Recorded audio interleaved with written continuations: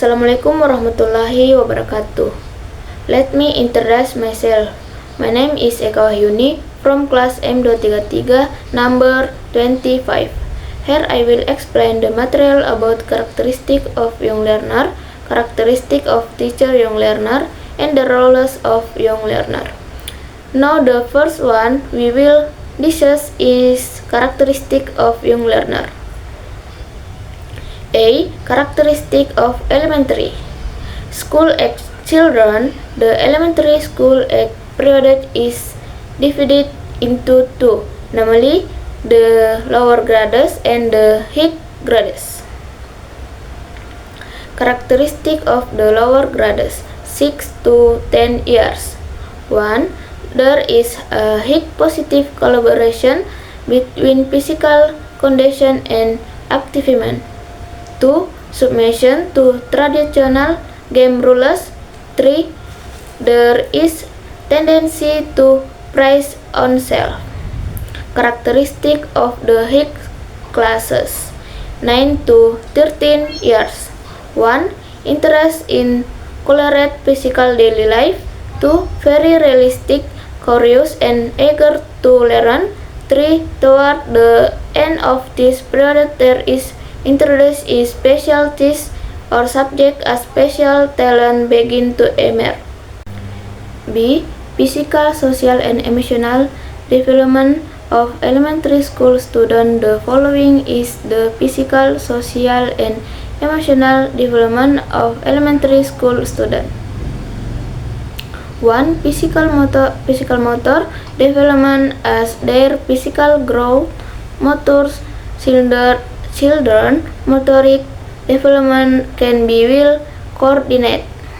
2. Social development. The purpose of social development is the achievement of maturity in relationship or social interaction. The second is the characteristic of young learners. A. Characteristic of young learner teachers in general. Young learner teachers are a concept that describe a teacher who continues to develop and strives to improve their skill and understanding of the world of education. B. The role of young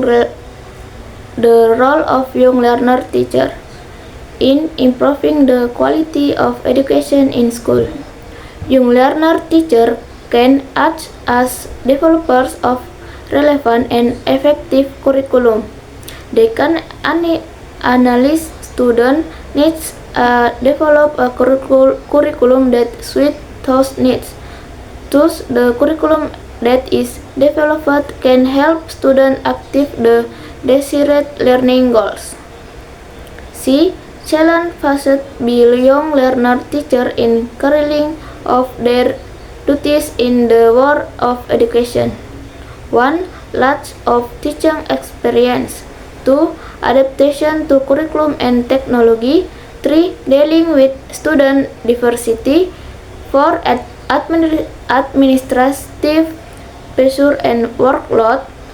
5. Lack of support and guidance. D. Solution for young learner teacher in facing challenge in the world of education. 1. Improving competence and self-development. 2. Mastering education technology. 3. Building strong relationships and networks. 4. Adapting to curriculum changes. The third is the roles of young learner. Understanding young English learner. The so-called young learners here are elementary school students aged between 6 to 12 years. They can be divided into two groups, namely the young group 6 to 8 years and the older group 9 to 12 years. Characteristic of age 5 to 7 years. 1. Egocentric, self-focused. 2. Difficult to between concrete and abstract. 3. Learn more effectively with stories and games. 4. Leaks to relate learning to personal life. Characteristic of 8 to 10 years. 1. Begin to understand reciprocal relationship. 2. Can distinguish facts from fiction. 3. More ready to work together and share. 4. Starting to understand more abstract concepts. Challenge in teaching. 1. Short attention span. 2. Varied learning abilities in the classroom. 3. Lack of learning motivation. 4. Different levels of readiness to learn. Baik, di sini saya akan menjawab pertanyaan-pertanyaan mengenai materi karakteristik of young learner. Nah, saya akan menjawab pertanyaan dari Saudari Sri Indayani. Yang pertanyaannya yaitu, how should learning models designed for elementary school children be adapted to their characteristic, especially their need for activities and games?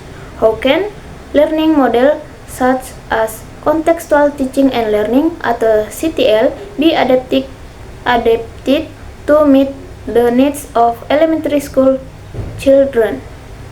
Bagaimana model pembelajaran yang dirancang untuk anak sekolah dasar harus disesuaikan dengan karakteristik mereka, terutama kebutuhan mereka akan aktivitas dan permainan.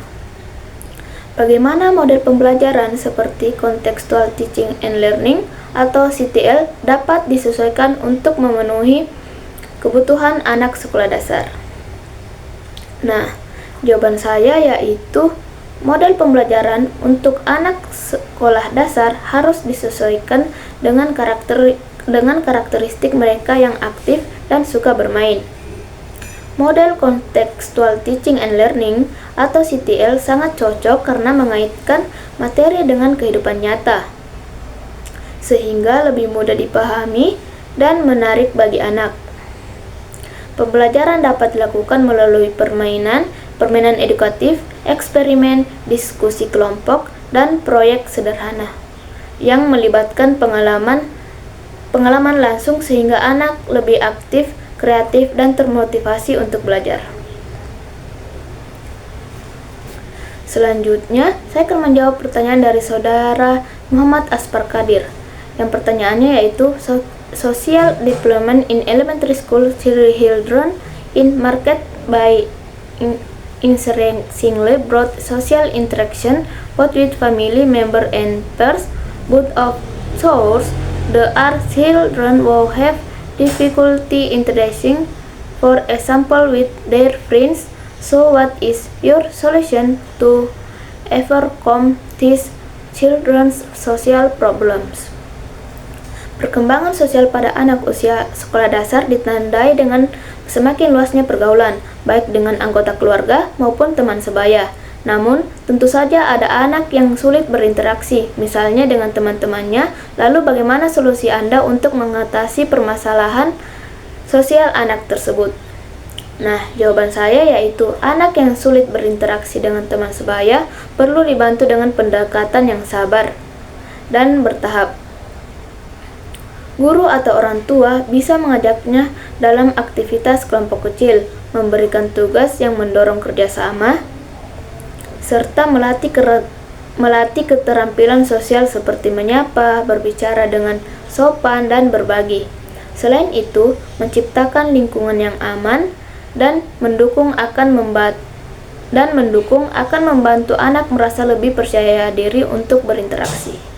Baik, selanjutnya saya akan menjawab pertanyaan-pertanyaan mengenai materi karakteristik of teacher young learner, yang dimana ada pertanyaan dari Saudari Sri Dian Ramadhani. Yang pertanyaannya yaitu, berdasarkan apa yang telah disampaikan oleh narasumber sebelumnya tentang tantangan yang dihadapi oleh guru muda dalam melaksanakan tugasnya di bidang pendidikan, khususnya pada poin keempat tentang tekanan dan beban kerja administratif. Maka pertanyaan saya adalah, jika saudara berada di situasi tersebut, Strategi apa yang dapat saudara terapkan untuk mengatur waktu secara efektif agar dapat menyimbangkan tugas mengajar dan tugas administratif? Nah, jawaban saya yaitu untuk menyimbangkan tugas mengajar dan beban administratif, strategi yang bisa diterapkan adalah membuat jadwal kerja yang terorganisir, memanfaatkan teknologi untuk menyederhanakan tugas administratif, serta menetapkan prioritas berdasarkan urgensi dan pentingnya tugas. Selain itu, bekerja secara kolaboratif dengan rekan sejawat dapat membantu mengurangi beban kerja. Manajemen waktu yang baik dan pembagian tugas yang efisien akan memastikan kualitas pengajaran tetap terjaga tanpa mengabaikan tanggung jawab administratif. Nah, selanjutnya saya akan menjawab pertanyaan dari Saudari Andini Nurfadilah. Nah, pertanyaannya yaitu, apakah peran guru muda berbeda dengan guru senior? Sehingga saudara mengambil peran sebagai guru muda sebagaimana dalam makalah tersebut. Apakah tidak ada peran khusus yang berbeda dengan peran guru senior lainnya di dunia pendidikan yang benar-benar dapat mencerminkan karakteristik guru muda dan membedakannya dengan guru senior? Nah, jawaban saya yaitu peran guru muda dan guru senior memiliki kesamaan dalam tanggung jawab mendidik. Tetapi, guru muda seringkali membawa inovasi dalam metode pembelajaran serta lebih akrab dengan teknologi. Guru muda juga cenderung lebih fleksibel dalam menghadapi perubahan dan lebih dekat dengan peserta didik dalam membangun komunikasi. Perbedaan ini mencerminkan karakteristik guru muda yang energik, kreatif, dan adaptif, yang melengkapi pengalaman serta kebijaksanaan yang dimiliki oleh guru senior. Nah, selanjutnya saya akan menjawab pertanyaan-pertanyaan mengenai materi The Roles of Young Learner. Nah, pertanyaan yaitu ada dari Saudari Virial Mufida, yang pertanyaannya yaitu bagaimana perbedaan motivasi strategi antara pembelajar muda dan pembelajar dewasa dalam konteks ISP. Nah, jawabannya yaitu strategi motivasi dalam ISP berbeda antara pembelajar muda dan pembelajar dewasa. Pembelajar muda membutuhkan pendekatan yang menyenangkan, interaktif, dan berbasis eksplorasi seperti game, storytelling, dan media visual. Sebaliknya, pembelajar dewasa lebih termotivasi oleh relevansi materi dengan kebutuhan profesional, sehingga lebih efektif dengan studi kasus, diskusi, dan latihan berbasis tugas nyata. Pendekatan yang sesuai dengan karakteristik masing-masing kelompok akan meningkatkan efektivitas pembelajaran. Nah, adapun pertanyaan dari Saudari Noncio Tandigau, yang pertanyaannya yaitu anak-anak cenderung lebih mudah menghafal kosakata yang berhubungan dengan pengalaman mereka. Bagaimana Anda dapat mengajarkan kosakata yang tidak umum digunakan dalam kehidupan sehari-hari sambil tetap menjaga minat siswa? Berikan contoh teknik atau metode mengajar yang dapat digunakan.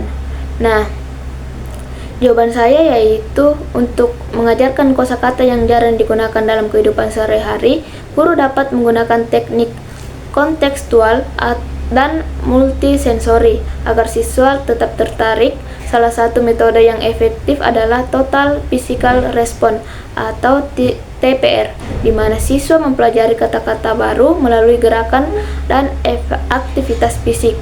Misalnya saat mengajarkan kata astronot, siswa bisa diperlihatkan gambar, melihat video singkat, dan melakukan simulasi gerakan berjalan di luar angkasa. Teknik ini adalah storytelling interaktif, di mana kata-kata baru diperkenalkan dalam cerita menarik yang melibatkan pengalaman imajinatif siswa. Nah, itu saja yang bisa saya jelaskan. Sekian, terima kasih. Assalamualaikum warahmatullahi wabarakatuh.